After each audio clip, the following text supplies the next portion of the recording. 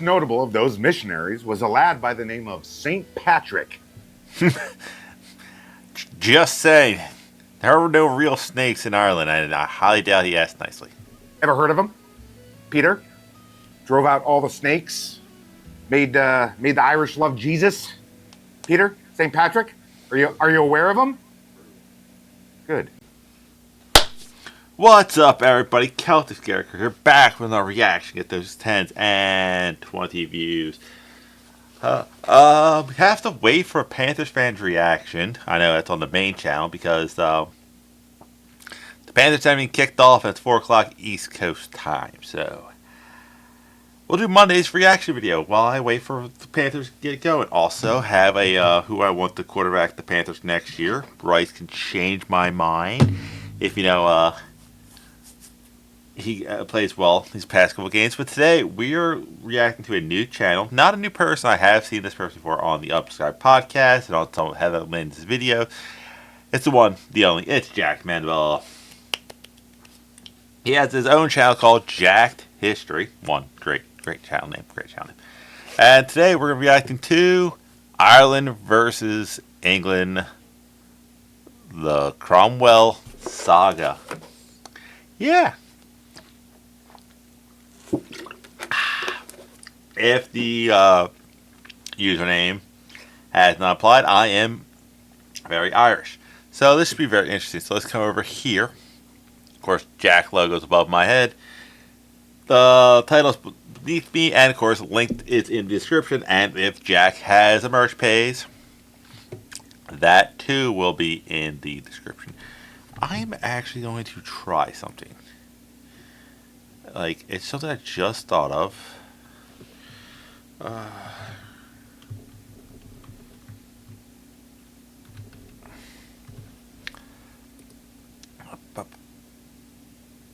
Should be that. I'm gonna mute that. I'm testing out because I've noticed in the past when I've done other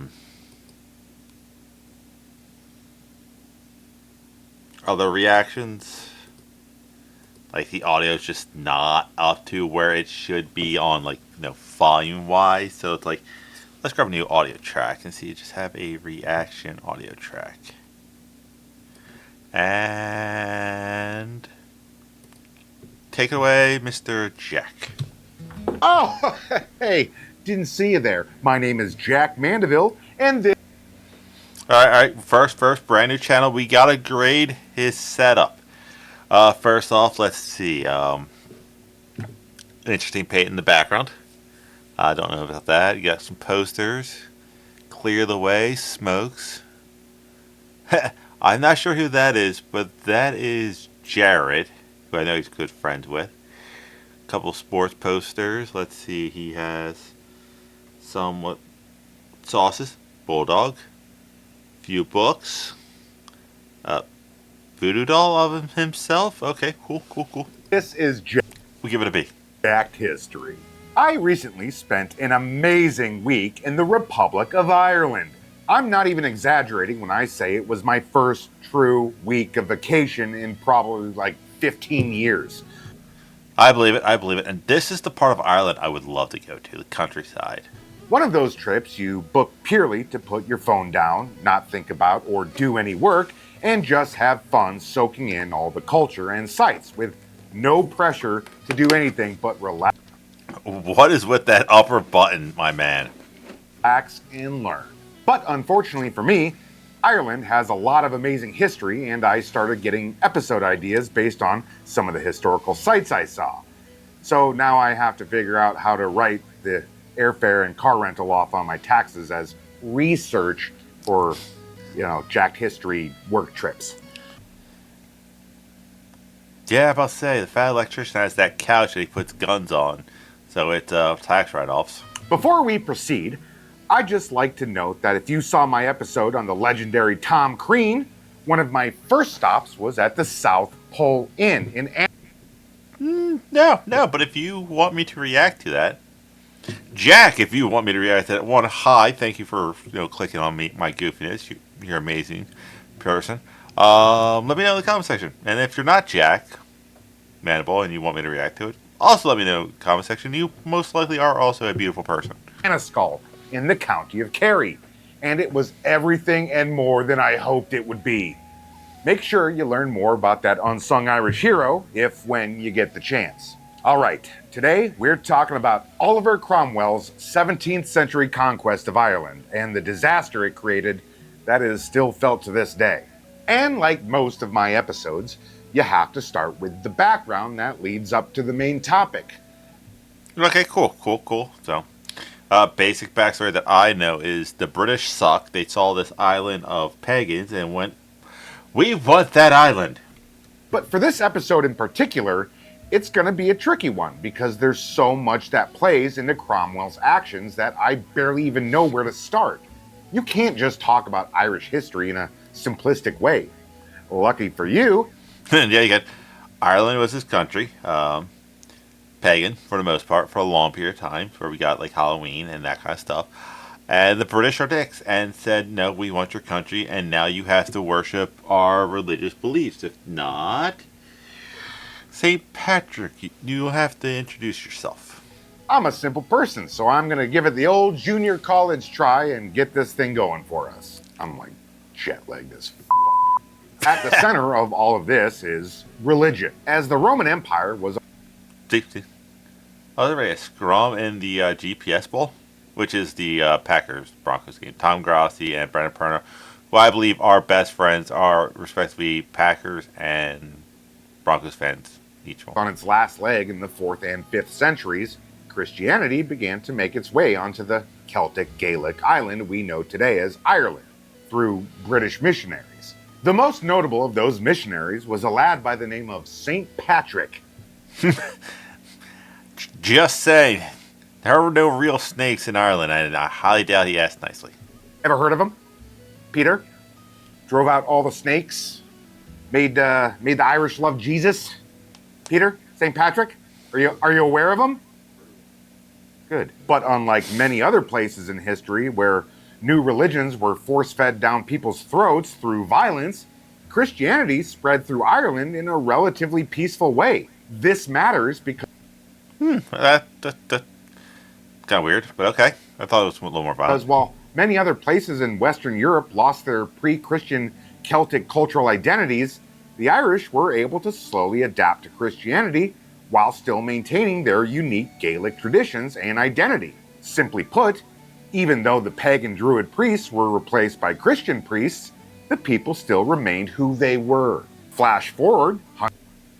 Okay, cool. So they assimilated. They did it the right way. Hundreds of years later to the 9th century, and you had another group of outsiders making their way into the island. The Vikings. And unlike the British Christian missionaries, the Vikings came in hard, fast, and violently, setting up populated trading settlements in the traditionally rural land that became the cities we know today as Dublin, Limerick, and Cork. But even the Vikings didn't last more than a couple hundred years in Ireland. They intermarried with Irish royalty and lower classes alike, eventually becoming a non-power on the island as the Gaelic culture once again maintained its cultural dominance. A lot of that had to do with the fact that, yes, they were Christian, but still, the Vikings and the Celts, or the Irish, had a lot of things in common. They're mostly farmers, they like to get fight, and they like to get drunk, and they treat people with somewhat respect. So it's like the cultures weren't that far from each other. That's a lesson throughout all of world history we see time and time again. Pussy can be way more powerful than war and weapons. Fun side note, the Generation Kill has a great line. It's like, why can't we invade a country with, like, chicks in bikinis? MC1R gene, the mutation that carries red hair, pale skin, and prominent freckles through bloodlines, Gingivitis. Gingers. is found in up to 40% of Irish families, and it manifests itself in roughly 10% of the Irish population to this day. That high concentration of redheads was increased by the Norse, who carried a significant amount of the mutation and bred with the local Irish populace. And it was maintained with the island's years of general isolation from non-Northwestern European genetic influences. You hear that, Peter? Peter McGuire, with your red hair and pale skin? That's not really red hair. My beard's slightly more red than him. My grandfather. Whoa. Yeah, he was just bright red. And you are a direct result of years of Gaelic and Viking interbreeding. You gross mutt. Anywho, next in Who's Peter? Why are you being so mean to him? line to conquer the island were the Normans in the middle of the 12th century. The Normans, if you'd like a history refresher, were a northern French political dynasty with Viking roots who were now the rulers of England. And from here on out in this lesson, it's the English who will be the Irish's greatest foil. And Still are to this day. since I have to get to the main point of this episode, I'm going to have to skip over a lot of complex actions by English rulers that shaped what Ireland became. But just know that ongoing English military and domestic policies in Ireland were often brutal and carried the sole purpose of wiping Catholic Gaelic culture and influence off the map, as their English overlords, the 16th century House of Tudor, for example, latched onto this cool new thing called Protestantism. We're not filming that again. Protestantism.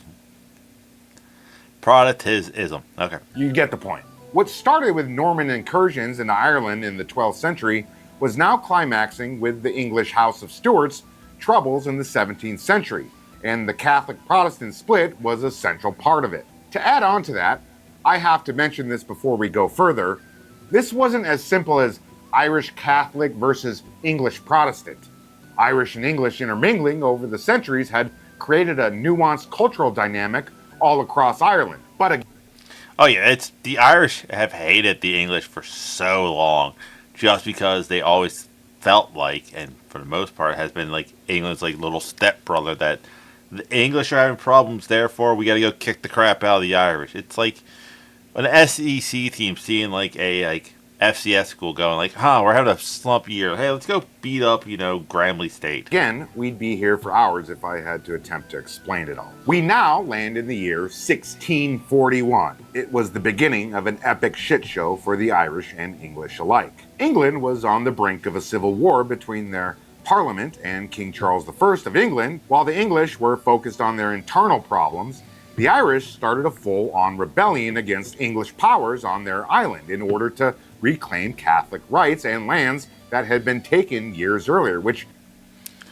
God, that almost took to World War I for them to get back, and still, Northern Ireland is still not a part of Ireland.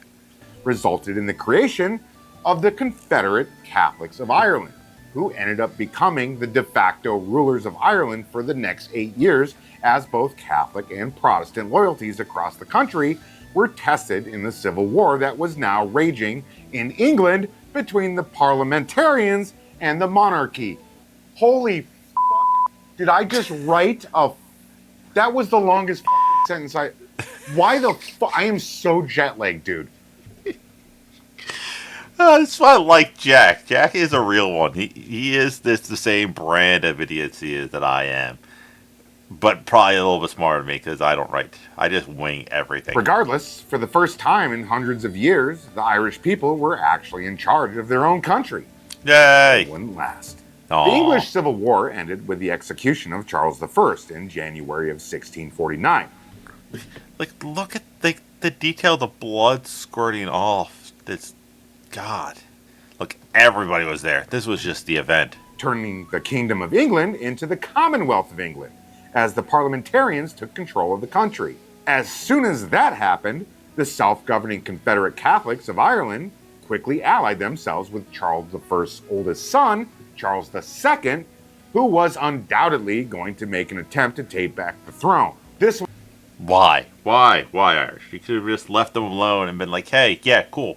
You guys do your thing, we do our thing, peace. was all the fuel the parliamentarians needed to retake Ireland, which had been doing its own thing for almost a decade. And yes, there was a shitload of English who had an inherent dislike of the Irish for religious reasons and saw their Catholic heresy as an excuse to reconquer the island. But let's not beat around the bush here. The need to reconquer Ireland was more for financial reasons than anything. It was a cash cow of a colony for the English elite.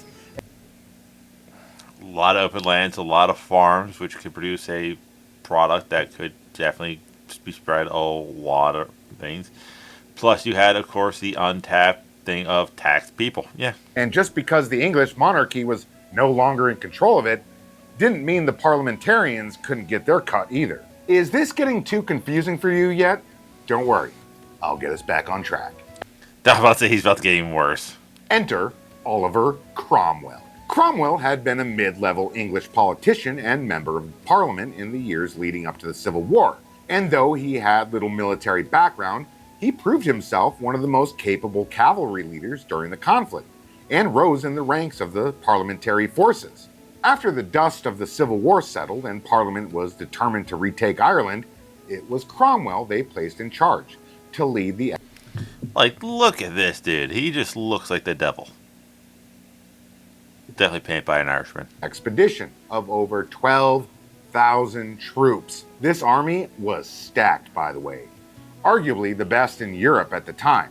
The Irish not only didn't stand a chance in hindsight, but I can't imagine many of them at the time thought they were actually going to be able to pull off that W. Cromwell's army hit the ground running once they landed in Ireland, where they immediately surrounded fortifications at Drogheda, and after a week-long siege, went crazy on the town, showing no quarter to over 3,500 soldiers, priests, and civilians in what would become one of the biggest massacres of the reconquest of Ireland. A complete slaughter in every sense of the word. But as... That's going to be common throughout history. The English getting pissed at English. Therefore, they get all conquered. And, hey, what's the first thing to get us back on track? Let's go unalive the Irish. Noted by some historians, it wasn't necessarily abnormal by the standards of the day. We'll get into the things that did get abnormal in a bit. Word got around fast of Cromwell's approaching army, and subsequent battles against the Irish Confederates didn't last long in the eastern part of the country. Nevertheless, Irish guerrillas continued to put up resistance, in which Cromwell's response was to wage total war on the Irish countryside and civilian population. Yeah, so it's like, do you fight for your country, but have this psychopath potentially just take out the entire country? The force that numbered 30,000 by 1652. By the end of the 3-year war, Ireland, its infrastructure, and its people were all but decimated. Almost 1/3 of the Irish Catholic population had died in the fighting, Damn! massacres, and associated famines that followed the bloodshed. Baby, that's called genocide. I personally saw the aftermath myself while in the western part of Ireland, called the Dingle Peninsula. You know, for the research I was doing for this episode so I can write the trip off on my taxes. Yeah, it's just a complete research trip. Like, come on. I'm actively learning. This is historical. Almost every abandoned castle or tower I went to had a sign that said the place was damaged or destroyed during Cromwell's campaign. There was barely any part of the country he didn't put the sword to. Also, side note, while I was walking around Ireland, a group of teenagers randomly pulled up to me in a car and started making fun of my ponytail, which prompted me to make this meme. Okay, that's pretty good. That's pretty good. It's probably a little insensitive, but in that moment, I totally understood where Cromwell's rage came from. Like, Meh. Could you even understand the teenagers in Ireland? these little freckle-faced bastards really had the nerve to just start roasting a complete stranger who was dumping thousands of dollars of his own money into their economy. Let me be clear, everyone in Ireland was very kind to me. Look at all the bars. Heineken Guinness, Heineken Ash Bar, the Dingle Pub. Oh god, that was hilarious. Like, I don't drink, but I definitely need to go to an Irish pub if I ever go to Ireland. If I go to Ireland, I'm getting a beer in Ireland. You know, it's just, as an Irishman, I'd be required. Other than those little assholes who brought out some real temporary racism out of me. Back on track. Things couldn't get any worse for the Irish, right? No, this is things like famine that tend to pop up after all this stuff. Right? Right, Peter? Okay, things got worse. Hey, watch this 10-second ad read of me driving through Ireland.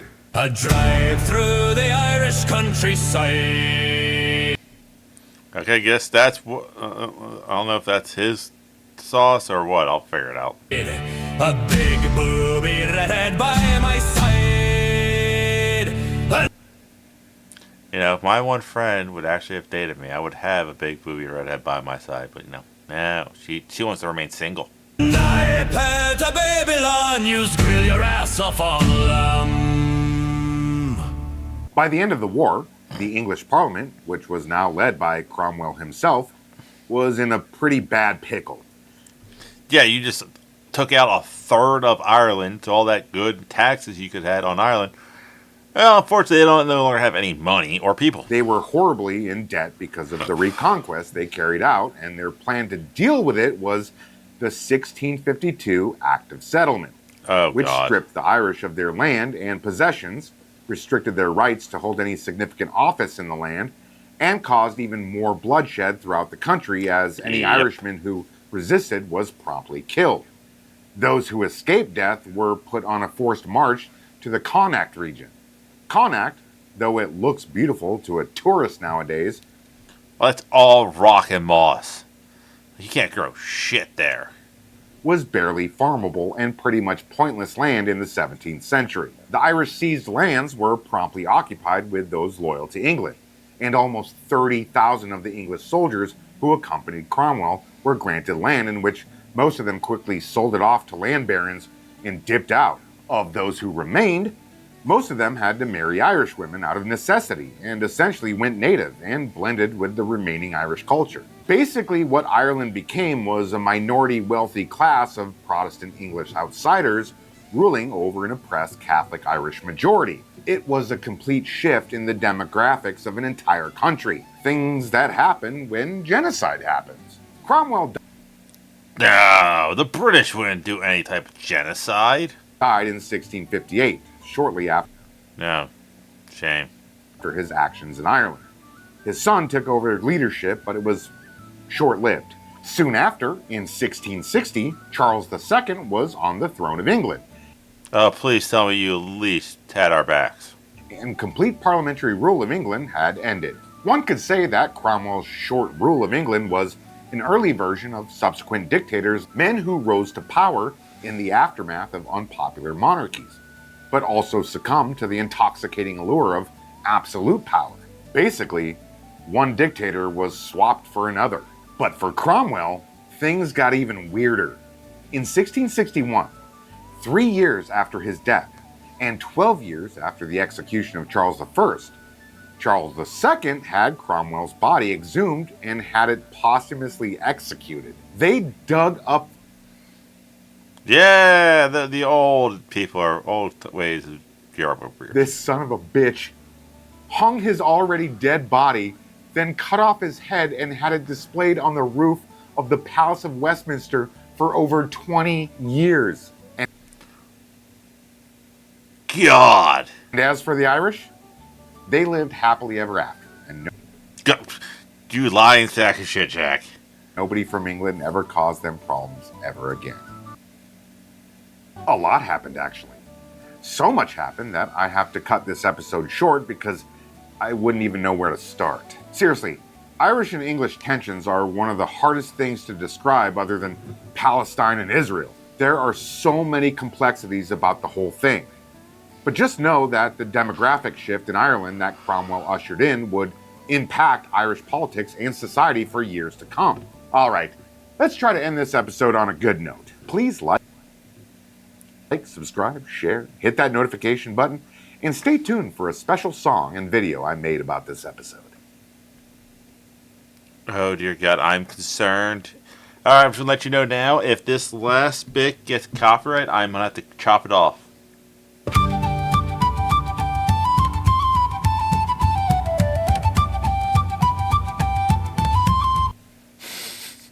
Fucking Rudy, come on, Jack.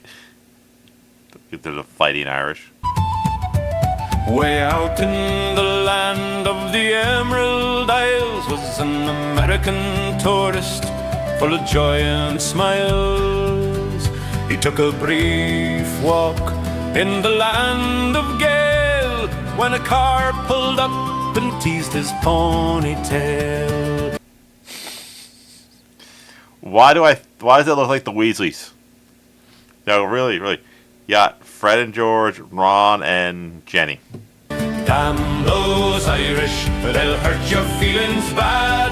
Mean words about your ponytail, they'll leave you feeling sad. Damn those Irish, their words cut like a knife. That's why old Cromwell doesn't respect their life. Mean words, it's a Gaelic mystery, you learned about it here on Jack History.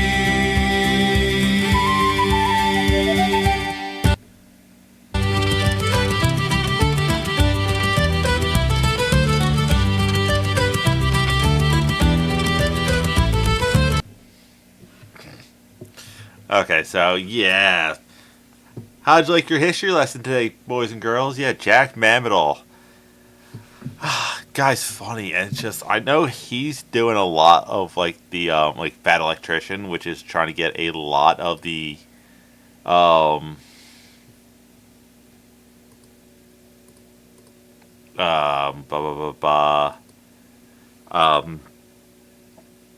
unique history, like the World War One, World War Two, the World War Two guys get a lot of their stories out. So that is it. That is all I have, and I'll see you weird people later.